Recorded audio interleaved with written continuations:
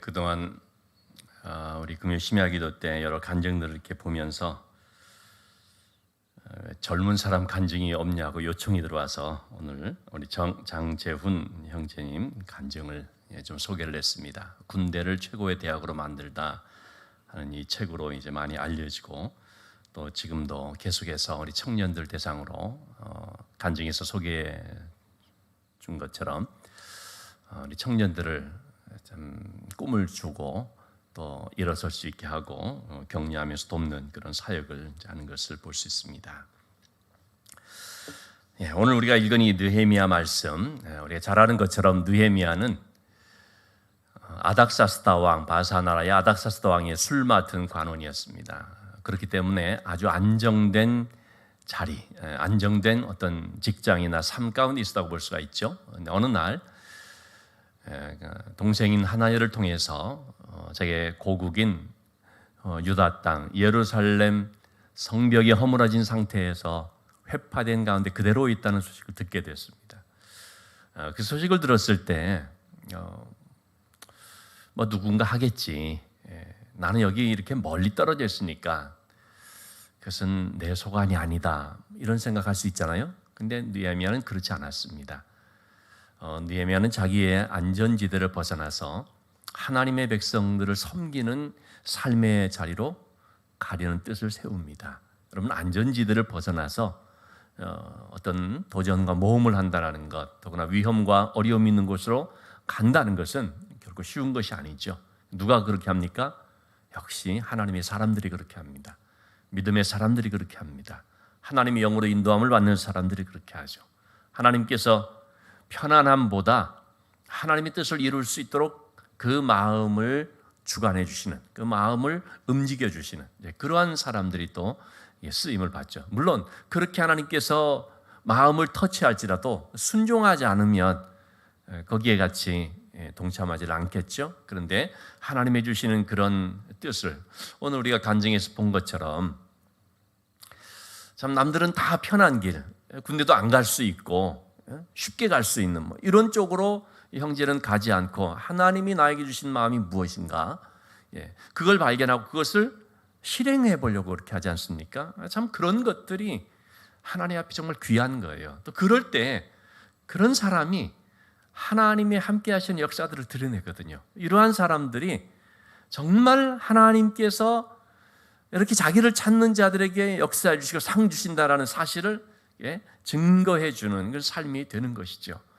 많은 사람들, 특히 크리스찬들, 많은 크리스찬이 있지 않습니까? 그런데 그냥 평범한 크리스찬으로 살아가는 것들이 전부 뭡니까? 그냥 안전한 곳에 머무르려고 하고 안전지대에만 그냥 머무르려고 하는 그런 성향들이 많기 때문에 그렇죠. 그런다고 해서 하나님이 무슨 벌 주시거나, 그런다고 해서 무슨 천국까지 못하거나, 그런다고 해서 하나님의 영이 떠나시거나, 그건 아니죠. 그렇지만 결국은 그렇게 살면 어떻습니까? 그냥 그렇게 살다 끝나는 거죠. 예수 믿는다지만 시시한 인생으로 끝나버리죠. 하나님의 은혜를 받았다고 하지만 그냥 자기 만족 가운데 있다가 자기 신앙 하나 가지고 살다가 그렇게 끝나버리는 것이죠. 그런데 오늘 우리 간증에서 본 이 장재훈 형제라는 사람도 그렇고 오늘 본문에서 보는 느헤미야도 그렇고 하나님의 은혜 안에서 살되 이왕이면 좀 영향력 있는 삶, 하나님을 위해서 귀한 일을 좀 감당하고 싶은 그런 소원을 가진 삶, 이왕이면은 하나님 앞에 정말 쓰임받는 삶이 되고 싶은 마음, 우리가 좀 그래야 되지 않을까요? 좀 그러면서 도전적이 되고 진취적이 되고 시도를 해보고 우리의 신앙을 좀 실험해보는, 좀 던져볼 수 있는, 그럴 때 하나님께서 어떻게 도와주시는지, 어떻게 나를 통해서 역사해 주시는지, 어떻게 하나님께서 하신 놀라운 일들을 믿지 않는 사람들 혹은 믿는 사람들 가운데서도 이렇게 드러내 보일 수 있는지, 그런 하나의 이제 체험자여 증거자들이 될 수가 있는 거죠. 느헤미야는 정말 그런 사람이었습니다. 그래서 이 문제를 놓고 쉬운 문제가 아니잖아요. 누가 등 떠밀리면서 하라고 하는 것도 아니고 순전히 자기 마음의 결심을 가지고 하는 것인데, 무너진 성벽을 일으키고 식어진 가슴에 불을 붙이는 이 사역을 감당하고 싶은 그런 마음으로 어떻게 합니까? 기도합니다. 할 수 있는 것이 없으니까 기도합니다. 금식하면서 기도하죠. 하나님만 바라보면서 기도하죠. 왕이 허락할 리도 만무하고, 또 인간적으로 보면은 정말 이거는 정말 계란으로 바위를 치는 것 같은 안 될 일, 거기 도전을 하는 것인데, 그렇지만 하나님 바라보면서 믿음으로 기도하는 것이죠. 몇 개월 동안을 기도하죠. 여러분, 지난 우리 청년 예배 때 그런 말씀 드렸어요. 우리가 어떤 시간을 갖는데 그 시간이 뭐냐? 기도하는 시간이다. 근데 기도라는 것은 그냥 아주 그냥 화끈하게 이렇게 세게 좀 하면은 딱 이루어지는 것이 아니라, 기도라는 것은 충분한 시간이 필요하다는 말씀드렸습니다. 특히 하나님의 귀한 일들을 이루기 위해서는, 정말 좋은 그런 일들을 이루기 위해서는 절대로 쉽게 되지 않고 빨리 되지도 않습니다. 특히 기도에는 시간이 필요하죠. 꾸준히 기도해야 되고, 인내하면서 기도해야 되고, 충분히 기도해야 되죠. 느헤미야도 그렇게 했습니다. 하나님께서 느헤미야가 기도하자마자 일주일 만에 혹은 한 달 만에 그냥 탁 열어주시고 그런 것이 아닙니다. 한 3개월 이상을 기도하는데, 그때 마침 기회가 왔죠. 왕의 마음을 하나님이 움직여 주시죠. 그래서 왕이 허락을 합니다. 그때 느헤미야 2장에 나오지만 하나님의 선한 손이 나를 도와주시더라고 얘기를 하죠. 자, 이렇게 해서 느헤미야가 모든 준비를 마치고 왕의 도움으로 물자들을 받고, 또 이제 호위해 주는 사람들도 거느리고, 그래서 드디어 먼 길 유다 땅으로 오게 됩니다. 그 유다 땅에 무너진 예루살렘 성벽을 재건하기 위해서 오게 되죠.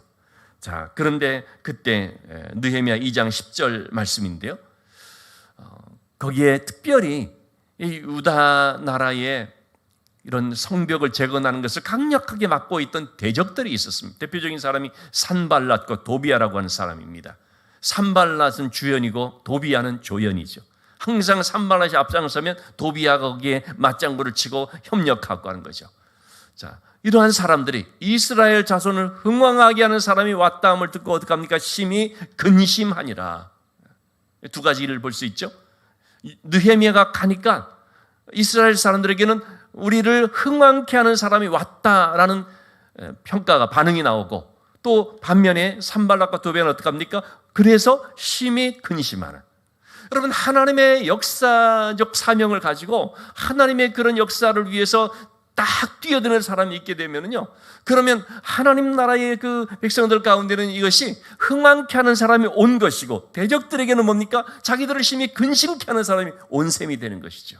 여러분, 그래서 우리는 하나님 나라를 흥왕케 하는 자요, 대적들에게는 근심을 주는, 대적들을 막 두렵게 하는 그런 삶이 되어야 할 줄로 믿습니다. 이것이 바로 믿음을 가진 사람이요, 또 하나님 앞에 정말 용기를 가지고 또 도전하면서 나가는 사람들이라고 할 수 있겠습니다. 자, 이렇게 해서 다 가게 됐는데, 이제 본격적으로 성벽 건축하는 일을 시작하게 됐습니다. 그럴 때에 1절, 오늘 본문에 말씀 1절, 산발랏이 우리가 성을 건축한다음을 듣고 어떻게 합니까? 크게 분노하는 것이죠. 그리고 유다 사람들을 비웃는 것입니다. 여러분, 하나님의 선한 역사를 보면서 분노하는 자들이 있습니다. 누굽니까? 악한 사탄의 세력들이죠. 하나님의 역사를 비웃거나 하나님의 역사에 대해서 화가 나는 그런 사람이 있다면 그런 반드시 대적자들이죠. 그 배후에는 이 사탄의 그런 세력이 있는 것이죠. 아니, 예루살렘 성벽을 재건하는데 그걸 왜 분노합니까? 그걸 가지고 왜 조롱하고 비웃습니까? 그건 자기들에게 뭔가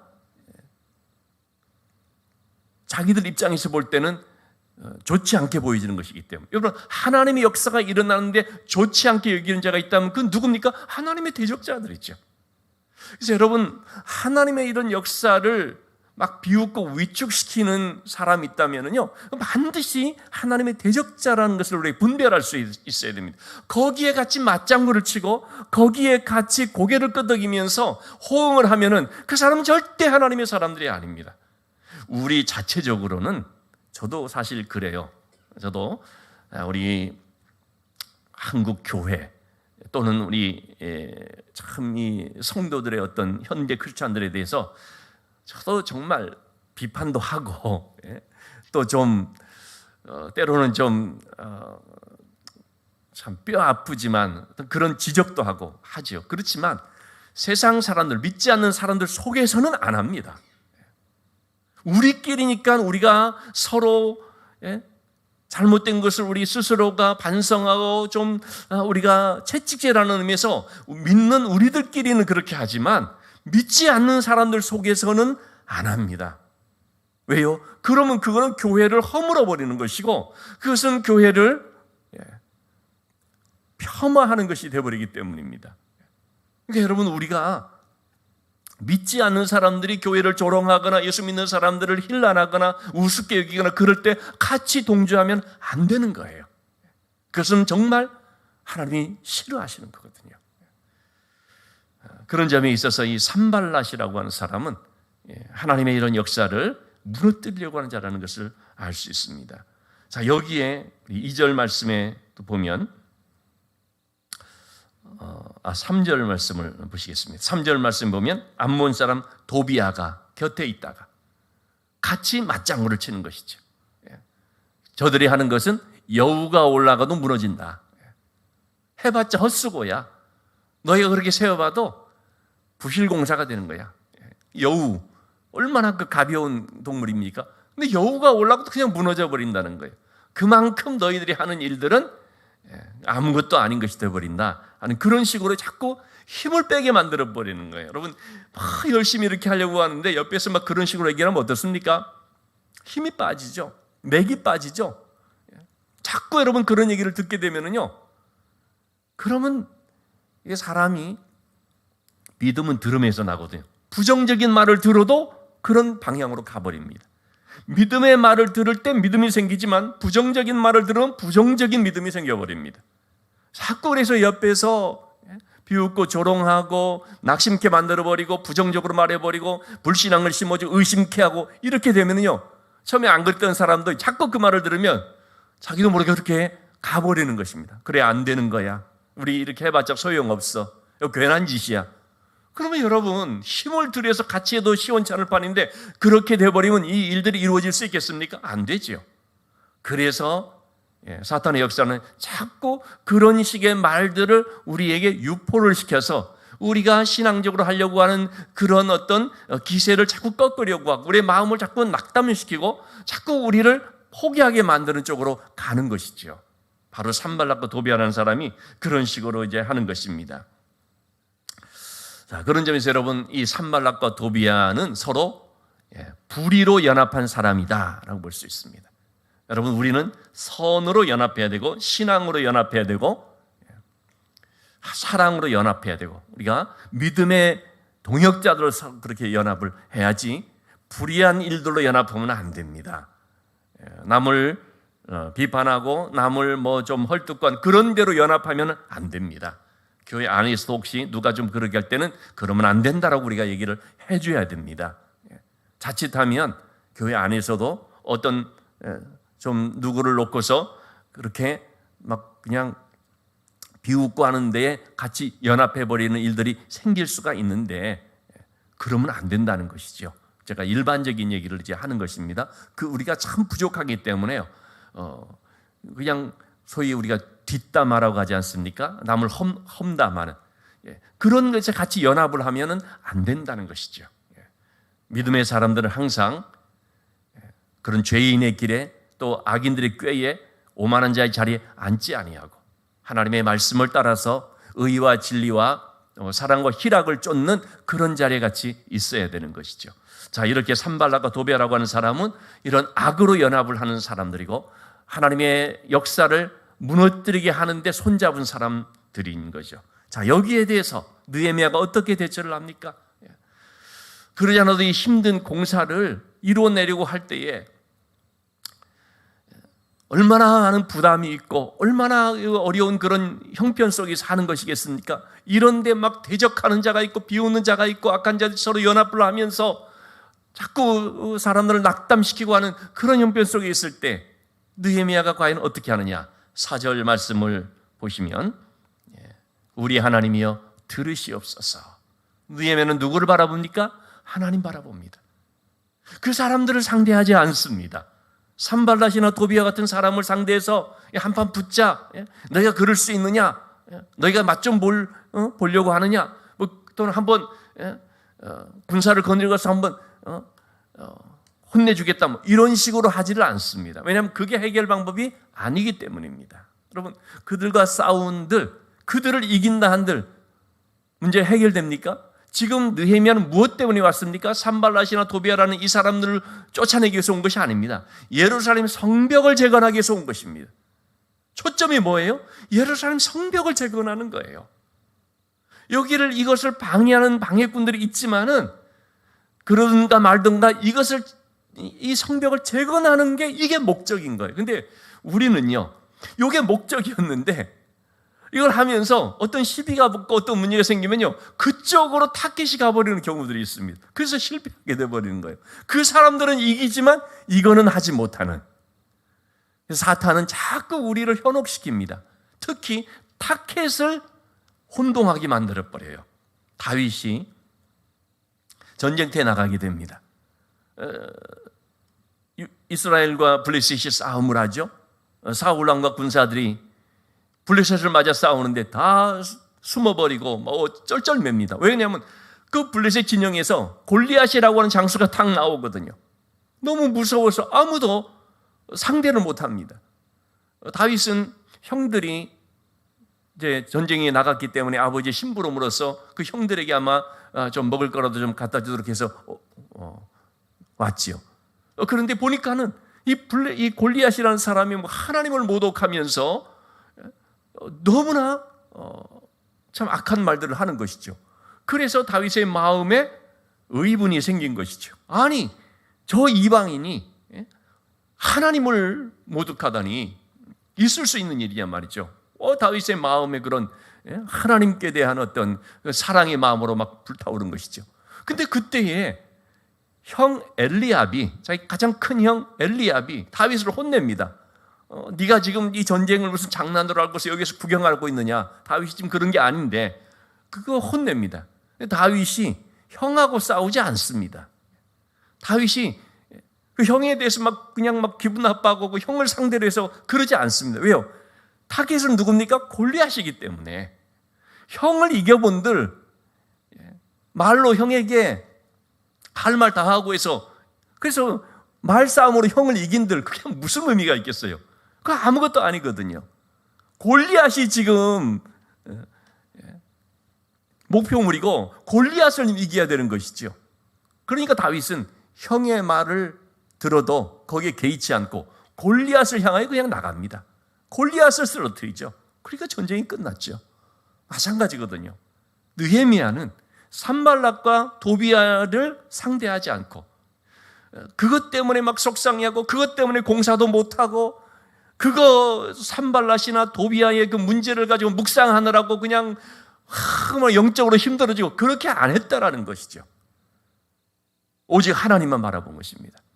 하나님께서 나를 도와주시면, 하나님이 나에게 힘을 실어주시면, 하나님께서 형통하게 역사해 주시면, 그러면 산발랏과 도비아가 제 아무리 설쳐돼도 이 공사는 끝내 승리하게 된다는 거죠. 결국은 느헤미야를 우리가 쭉 읽어보면 알지만 산발랏과 도비아의 방해는 계속되어집니다.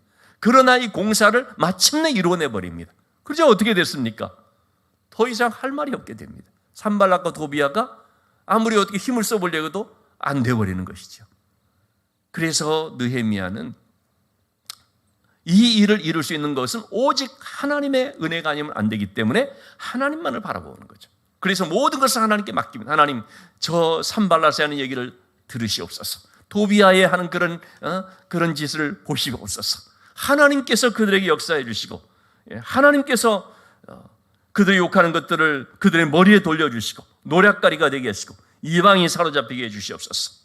주 앞에서 그들의 악을 덮어두지 마시옵소서. 그래서 하나님만을 바라보면서 나가면서 모든 그런 그들의 그 악한 잘못된 것들을 다 하나님과 기도로 아뢰는 것입니다. 하나님께서 그들에게 역사하시고, 하나님이 그들에게 갚아주시고, 하나님이 그들을 처벌해 주시고, 하나님이 그들을 심판해 주시고, 하나님께서 해 주시옵소서. 하나님만을 바라보고 나는 거죠. 오늘도 여러분 우리가 기도하는데 그런 마음으로 하는 것입니다.